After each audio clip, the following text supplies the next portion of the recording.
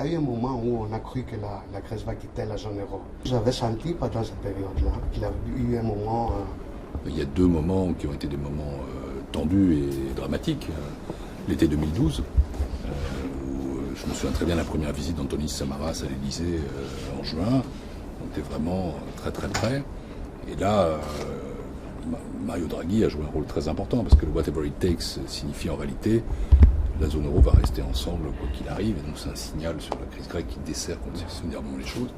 Et on travaille beaucoup et à ce moment-là, en novembre 2012, on trouve un accord qui en réalité a été robuste jusqu'en 2015. Et puis il y a eu bien sûr l'été 2015 où après l'expérience Varoufakis, dirais-je, j'ai pas encore vu le film de Costa Gavras, mais je le verrai bien sûr. Il paraît que c'est un sociétaire de la Comédie Française qui joue mon rôle. Je suis très très flatté, ou un ancien sociétaire.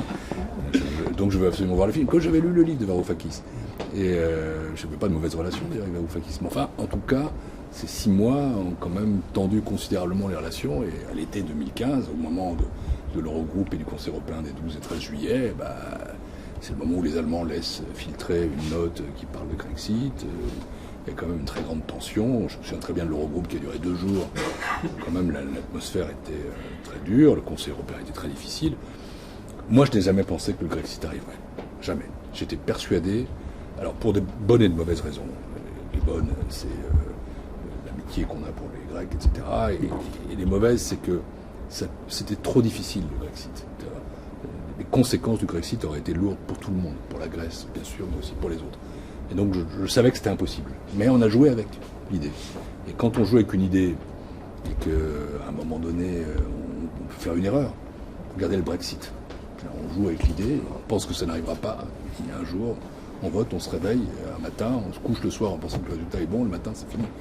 Donc, oui, il y a deux périodes tout à fait dramatiques. Par plusieurs reprises, je me suis demandé, en faisant ce reportage, si vous, que vous avez annoncé plusieurs fois des chiffres, vous sentez que derrière les chiffres, il y avait une crise humaine, il y avait l'austérité, il y avait des gens qui souffraient, etc. Et là, est-ce que ça fait mal quand même pour un commissaire de prendre ces mesures qui sait qu'ils sont dures, mais quand même qui sont nécessaires? J'ai toujours dit que j'étais conscient que le peuple grec avait beaucoup souffert dans cette période, mais il faut être conscient d'une chose, ce n'est pas l'austérité qui a créé la crise. C'est la crise qui a créé l'austérité. Je ne dis pas que tout a été parfait. Il y a eu des erreurs nombreuses au cours de ces années. Le mode de décision n'était pas le bon. L'absence de démocratie était évidemment critiquable. Mais au final, il fallait quand même réformer ce pays. Parce qu'il n'était pas viable comme pays membre de la zone euro autrement.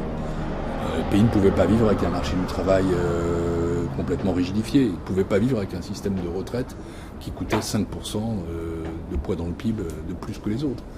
Il ne pouvait pas vivre avec une dette publique qui ne cessait de croître. Il ne pouvait pas vivre sans dégager à nouveau de recettes d'excédents primaires. Donc on était très conscients qu'en bout de chaîne, mais la responsabilité, elle est à trouver aussi avant, dans le maquillage des comptes publics, dans la désorganisation de l'État, dans le fait que les systèmes de retraite n'étaient pas viables. La Grèce, comme pays moderne, même indépendamment de l'Union européenne, dans le monde, ne pouvait pas vivre comme ça. Donc, oui, il y a des souffrances sociales, et ça, on est très conscient de ça. Mais encore une fois, c'est pas l'austérité ou les politiques de la Troïka qui ont engendré les souffrances, c'est parce qu'il y avait une crise qu'il fallait à un moment donné remettre le système sur pied. Alors, tout n'a pas été parfait. Il y a sans doute eu des excès, on a été trop loin dans l'austérité à certains moments.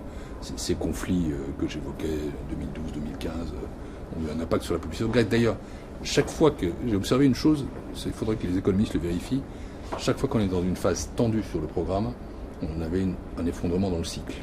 C'est-à-dire, si la reprise grecque s'est produite à plusieurs fois, et puis après, hop, on retombait. On retombait parce que chaque fois qu'il y avait une incertitude politique, la confiance s'effondrait. Et là, maintenant, si je suis optimiste, c'est parce que je pense que justement la Grèce est sortie d'affaires.